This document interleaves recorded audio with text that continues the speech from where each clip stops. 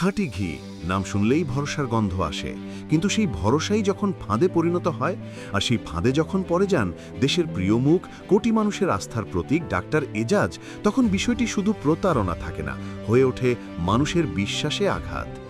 খাঁটি ঘি নামের অনলাইন ব্র্যান্ডটি শুধু সাধারণ ভোক্তাকেই নয়, প্রতারিত করেছে জনপ্রিয় অভিনেতা ডাক্তার এজাজকেও। যার সততার উপর ভরসা করে মানুষ পণ্য কিনেছে, ঠিক সেই মানুষটিকেই ব্যবহার করেছে এক ভেজাল ব্যবসায়ী চক্র তাদের বিক্রয় বাড়াতে। ডাক্তার এজাজ জানান, প্রতিষ্ঠানের পক্ষ থেকে তাকে দেখানো হয়েছিল বিএসটিআই লোগো লাগানো বোতল। তাকে বিশ্বাস করানো হয়েছিল এটি পরীক্ষিত ও মানসম্মত। তিনি ভাবেননি তার ছবিকে, তার নামকে ব্যবহার করে কাউকে প্রতারণা করা হবে। কিন্তু হঠাৎই অভিযোগের বন্যা। ভোক্তারা জানান, এজাজ ভাইকে দেখে বিশ্বাস করে কিনেছি, কিন্তু ঘি নিম্নমানের, আমরা প্রতারিত।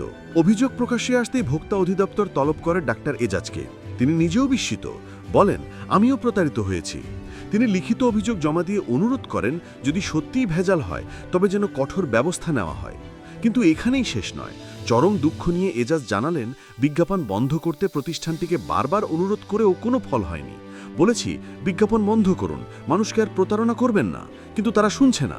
একসময় সিদ্ধান্ত নিয়ে ফেললেন, জীবনে আর কখনোই খাদ্যপণ্য বিজ্ঞাপন করব না, যাতে আমার মুখ, আমার পরিচয় কেউ আর মানুষের বিশ্বাসের বিরুদ্ধে ব্যবহার করতে না পারে। এই ঘটনা শুধু একজন অভিনেতাকে নয়, প্রশ্ন ছুড়ে দেয় পুরো বাজার ব্যবস্থাকে। অনলাইন প্ল্যাটফর্মে ভেজাল খাদ্যপণ্যের দৌরাত্ম্য কতটা বিস্তৃত, আর তারকা মুখের ব্যবহার করে প্রতারণার মাত্রা কতটা গভীর, ডাক্তার এজাজের এই অভিজ্ঞতা সেটাই স্পষ্ট করে দেয়।